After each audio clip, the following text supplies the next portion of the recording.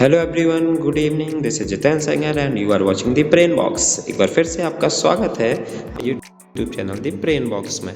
जैसा कि आपको पता है कि इंग्लिश लिटरेचर सीरीज के इस पार्ट में हम यूनिट 9 कवर कर रहे हैं और यूनिट 9 का फर्स्ट लेसन जो कि था आपका द फन दे हैड, हम ऑलरेडी एक्सप्लेन कर चुके हैं। So if you haven't watched till now, go to the playlist and watch it now. In this video, we will discuss about the second chapter of class 9th, that is the sound of music. The sound of music इस chapter को दो part में दिया गया है class 9th की SCERT की book में। यूनिट 9 में हम कक्षा 9 के SCERT को डिटेल्स में डिस्कस कर रहे हैं और क्लास 9th की SCERT ही दी गई है। तो ये लिटरेचर की जो सीरीज है न केवल एमपीटेट वर्ग 2 के अभ्यर्थियों के लिए बल्कि कक्षा 9 के सभी विद्यार्थियों के लिए बहुत ही इम्पोर्टेंट है। तो इसे ज़रूर देखें, साथ ही साथ क्लास 9 के सारे स्टूडेंट के साथ शेयर करें। तो चलिए दोस्तों, बिना देरी किए शुरू करते हैं ये वीडियो। आज हम लोग पढ़ने वाले हैं the sound of music chapter के बारे में। इस चैप्टर का यह दो पार्ट है और इस वीडियो में हम लोग पार्ट 1 पढ़ने वाले हैं, जो कि है Evelyn Glennie listens to a sound without hearing it. ये एक इंटरव्यू है जो कि डेबोरा काउली ने एवलिन गैलिन का लिया था और उस इंटरव्यू के दौरान ने एवलिन ने जो जो बातें कही हैं वो सारी चीजें इस चैप्टर में लिखी हुई हैं। तो हम वही चीज इस चैप्टर में पढ़ने वाले हैं।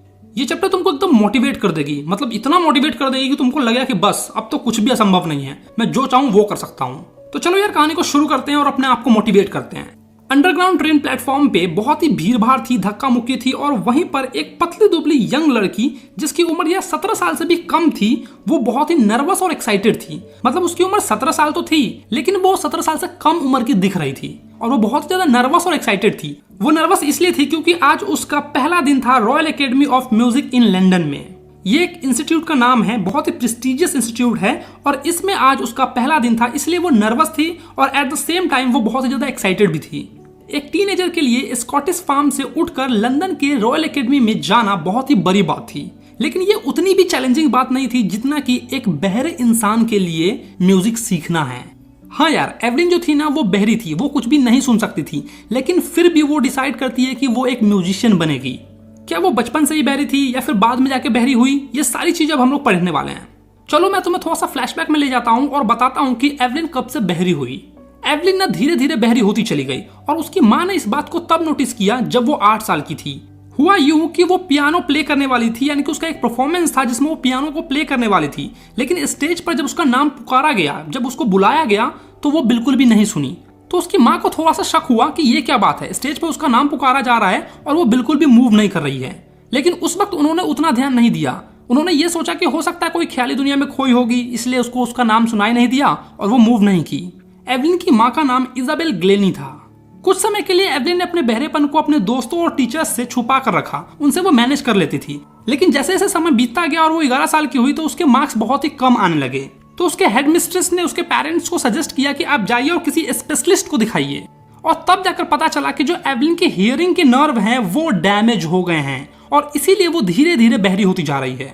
उन्होंने सजेस्ट किया कि आप इसे हियरिंग एड्स पहनवाइए जिसकी हेल्प से वो अच्छे से सुन पाएगी और इसे बहरों की स्कूल में भेजिए। एवलिन के लिए ये एक बहुत ही बुरा वक्त था। अब सडनली उसको ये पता चला कि वो बहरी हो गई है और बहरों की स्कूल में जाएगी, तो वो मतलब उसके लिए एकदम ही काला दिन था, एक ब्लैक डे बोल सकते हो। लेकिन एवलिन ने हार नहीं माना और ये ठान लिया कि वो एक नॉर्मल लाइफ जिएगी और अपनी म्यूजिक को आगे परस्यू करेगी। उसका म्यूजिक में बहुत ही अच्छा इंटरेस्ट था। एक दिन उसने नोटिस किया कि एक लड़की जाइलोफोन बजा रही है और उसने उस वक्त डिसाइड किया कि वो भी उस चीज को बजाएगी। जाइलोफोन यार एक म्यूजिक इंस्ट्रूमेंट है जो कि वुडन का बना होता है और उसके वाइब्रेशंस यार बहुत ही अच्छे होते हैं। मतलब जब तुम उसको बजाओगे तो उसके अलग अलग डंडे से एक अलग अलग टोन निकलेगी, एक अलग अलग वाइब्रेशंस निकलेगी। तो उस लड़की को देखकर एवलिन भी डिसाइड करती है कि मैं भी इस चीज को बजाऊंगी, इसको सीखूंगी। बहुत सारे टीचर ने उसको निराश किया, उसको डिस्करेज किया कि तुम यार बहरी हो, तुम नहीं सीख पाओगे ये सब चीजें तुम्हारे लिए नहीं है, छोड़ दो ये सब चीजें। लेकिन उसने हार नहीं माना और अंत में एक टीचर जिसका नाम था रॉन फोबस, उसने उसके अंदर के पोटेंशियल को पहचान लिया। रॉन फॉब्स ड्रम वगैरह बजाने में माहिर थे, तो उन्होंने एवलिन के अंदर के पोटेंशियल को पहचाना और उससे कहा कि मैं तुम्हें सिखाऊंगा ये चीजें। उन्होंने 2 बड़े बड़े ड्रम लिए और उसको डिफरेंट टोन्स पर बजाने लगे और एवलिन को कहा कि तुम इसको कानों से नहीं सुनो बल्कि अपने बॉडी के किसी दूसरे पार्ट से इसको सेंस करने की कोशिश करो। और एवलिन ने बिल्कुल ऐसा ही किया और सडनली उसको रियलाइज हुआ कि जो वो ड्रम का हायर पार्ट है, यानी कि हायर टोन्स हैं, उसको वो अपने वेस्ट के, अपने कमर के ऊपर वाले बॉडी पार्ट से महसूस कर सकती है, और जो लोअर टोन्स हैं उसको कमर के नीचे वाले बॉडी पार्ट से महसूस कर सकती है। फोर्ब्स ने इस एक्सरसाइज को जारी रखा और धीरे धीरे उसके अंदर एक ऐसी चीजें डेवलप हो गई जिससे वो हर एक टोन को महसूस कर सकती थी। वो अपने अलग अलग बॉडी पार्ट से अलग अलग टोन्स को फील कर सकती थी, महसूस कर सकती थी, और उसने अपने पूरे दिमाग को खोल लिया ताकि वो बॉडी के अलग अलग पार्ट से जो सेंसेशंस हैं, जो वाइब्रेशंस है, उसको महसूस करे, उसको सेंस कर सके। और जब वो ये चीजें सीख गई तो बस अब उसको हार्डवर्क करना था, कड़ी से कड़ी मेहनत करनी थी ताकि वो एक अच्छी स्टूडेंट बन सके, एक अच्छी म्यूजिशियन बन सके। और इसीलिए कहते हैं कि कोई भी चीज असंभव नहीं है, बस तुमको कोशिश करना है। वो कहते हैं ना यार कि कोशिश करने वालों की कभी हार नहीं होती। वो चीज यार यहाँ पर हमें साफ साफ दिख रही है। एक बहरी लड़की जो सुन नहीं सकती है, वो यार अच्छे से ड्रम को बजाना सीख गई, अलग अलग इंस्ट्रूमेंट्स को बजाना सीख गई। और इस दिन के बाद से एवलिन ने अपने लाइफ में कभी भी पीछे मुड़कर नहीं देखा। और जब वो 16 साल की हो गई तो उसने एक यंग ऑर्केस्ट्रा ग्रुप को ज्वाइन किया और उसके साथ साथ वो पूरा यूनाइटेड किंगडम को टूर की, पूरा ट्रेवल किया। और उस वक्त उसने डिसाइड कर लिया कि वो म्यूजिक को ही अपना पूरा लाइफ बना लेगी। उसने दी रॉयल एकेडमी ऑफ म्यूजिक में अपना ऑडिशन दिया और हिस्ट्री की सबसे ज्यादा मार्क्स लाने वाली स्टूडेंट बन गई। एकेडमी की हिस्ट्री में वो एक लौती लड़की थी जिसने इतना हाई स्कोर किया था। धीरे धीरे वो ऑर्केस्ट्रल वर्क से सोलो परफॉर्मेंस की ओर मूव कर गई और वो अकेले ही परफॉर्म करती थी। जब तक उसके म्यूजिक कोर्स के 3 साल कंप्लीट होने आए तब तक वो बहुत सारे अवार्ड्स को जीत चुकी थी। जितने भी टॉप अवार्ड्स होते हैं ना, उन सबको वो ऑलरेडी कैप्चर्ड कर चुकी थी। और इस सब का एवलिन को कोई गुमान नहीं था। मतलब कोई इंसान होते हैं जब उनको बहुत सारे अवार्ड्स मिल जाते हैं तो उनके अंदर घमंड आ जाता है, गुरूर आ जाता है। लेकिन ये चीज एवलिन में नहीं थी। वो बहुत ही डाउन टू अर्थ थी। वो हमेशा ये कहा करती थी कि अगर तुम हार्डवर्क करते हो और तुमको पता है कि तुम कहाँ जा रहे हो तो तुम पक्का उस जगह पे पहुंच जाओगे। उसने इसी चीज को फॉलो किया और टॉप पे पहुंच गई। उसको world's most sought after multi percussionist का अवार्ड भी मिला और थाउजेंड्स ऑफ इंस्ट्रूमेंट्स को वो बजाना सीख गई। लेकिन इस बात का उसको कभी भी घमंड नहीं था। वो अक्सर इंटरनेशनल परफॉर्मेंस में बिजी रहती थी। म्यूजिक को बिना सुने हुए एवलिन बहुत ही एफर्टलेसली अपने परफॉर्मेंस को प्ले करती थी और ये चीजें ना लोगों को मोहित कर लेती थी कि यार एक लड़की जो नहीं सुन सकती है वो यार इतना अच्छा कैसे बजा लेती है। सबको ना बहुत ही आश्चर्य होता था। डेबोरा काउली जो कि इस चैप्टर की ऑथर है, उन्होंने एवलिन से 2 घंटे डिस्कशन किया और 2 घंटे के उस डिस्कशन में उसने एक भी चीज को मिस नहीं किया। मतलब एवलिन सुन नहीं सकती थी लेकिन फिर भी डेबोरा की हर चीजें समझ जाती थी और उसका आंसर भी दे देती थी। एवलिन बताती है कि जिस इंसान की बड़ी बड़ी दाढ़ी होती है उनसे बात करने में उनको थोड़ा सा मुश्किल होता है, थोड़ा सा ट्रबल होता है, क्योंकि उनकी दाढ़ी की वजह से वो उनके फेशियल एक्सप्रेशन को नहीं पढ़ पाती है। एवलिन न सिर्फ लिप्स को नहीं पढ़ती थी बल्कि वो सामने वाले के फेशियल एक्सप्रेशन को भी देखती थी, उनके आईज को भी देखती थी। पूरे चेहरे का हाव भाव से पता चलता था कि वो सामने वाला व्यक्ति क्या बोल रहा है। और अगर किसी इंसान की बड़ी बड़ी दाढ़ी होती थी तो उससे बात करने में एवलिन को थोड़ा सा दिक्कत आता था। एवलिन बहुत ही अच्छे से स्कॉटिश लिल्ट को बोल पाती थी। वो इतना अच्छा इसलिए बोल पाती थी क्योंकि वो 11 साल की उम्र तक इन सब चीजों को सुन पा रही थी। वो बचपन से ही बहरी नहीं थी, इसीलिए वो इतना अच्छा बोल पाती थी। और ये बात बिल्कुल भी नहीं है कि वो 11 साल तक इन सब चीजों को सुन पा रही थी इसलिए बोल पा रही थी। इवन वो यार बहुत ही अच्छा फ्रेंच और बेसिक जापानीज को भी बोल पाती है। अब देखो, किसी भी इंसान ने 11 साल तक उस लैंग्वेज को सुना है तो वो बहुत ही अच्छे से क्लियरली बोल पाता है। लेकिन जब वो बहरी हो गई उसके बावजूद भी उसने फ्रेंच बोलना सीख लिया, बेसिक जापानीज बोलना भी सीख लिया। ये चीजें ना हमें ये समझाना चाह रही है कि वो कितना मेहनत करती थी। हार्डवर्क ना हमेशा एक अच्छा ऑसम रिजल्ट देता है।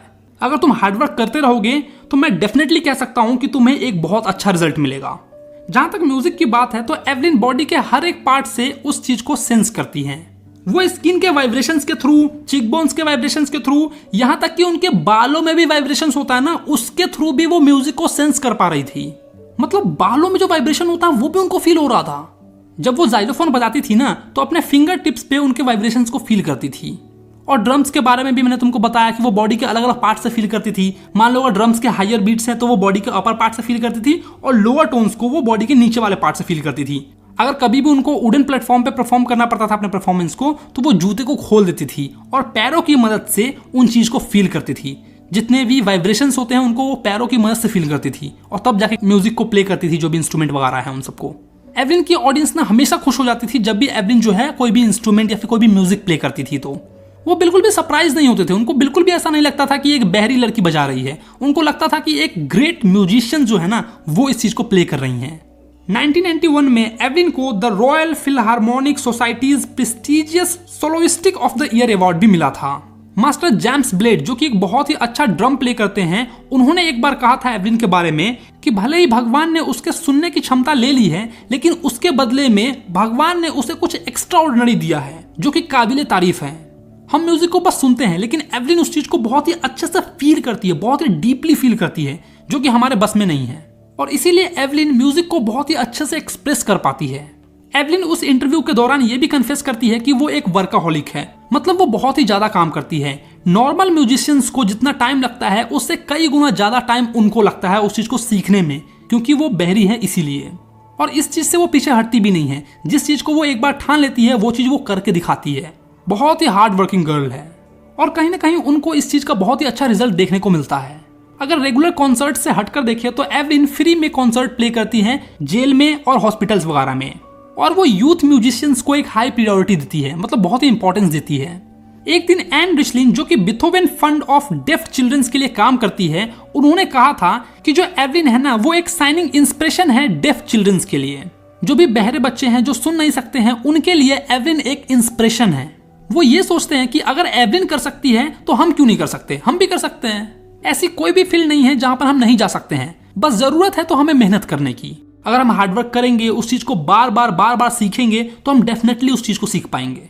एवलिन ग्लेनी ऑलरेडी इतना चीज अचीव कर चुकी है, इतना चीज अकॉम्प्लिश कर चुकी है कि उनके दुगने उम्र के लोग भी उतना नहीं कर पाए हैं अभी तक। एक ऑर्केस्ट्रा में जो इंस्ट्रूमेंट पीछे हुआ करते थे, उन चीजों को वो आगे लेके आई, उसको प्ले किया और लोगों को ये बता दिया कि ये इंस्ट्रूमेंट भी कमाल की चीज है, इनसे भी हम बहुत ही अच्छी म्यूजिक बना सकते हैं। वो हैंडीकैप लोगों के लिए एक इंस्पिरेशन है। जैसा कि मैंने कहा, वो लोग ये मानते हैं कि अगर ये लड़की कर सकती है तो हम भी कर सकते हैं। और बस यही सब चीजें नहीं है, बल्कि उन्होंने मिलियंस ऑफ लोगों को खुश किया अपने म्यूजिक से। वो म्यूजिक को ऐसे प्ले करती थी कि लोग उनके दीवाने हो गए थे। मैं तो ये मानता हूं कि एवलिन सिर्फ हैंडीकैप लोगों के लिए इंस्पिरेशन नहीं है, बल्कि तुम्हारे लिए भी इंस्पिरेशन होनी चाहिए। अगर तुम्हें कोई भी चीज सीखने में दिक्कत आ रही है तो उस चीज को बार बार सीखो और अंत में तुम्हें एक बहुत ही अच्छा रिजल्ट मिलेगा। तो बस यार, यहीं पर इस इंटरव्यू को खत्म कर दिया गया है और तुम्हारे चैप्टर को भी एंड कर दिया गया।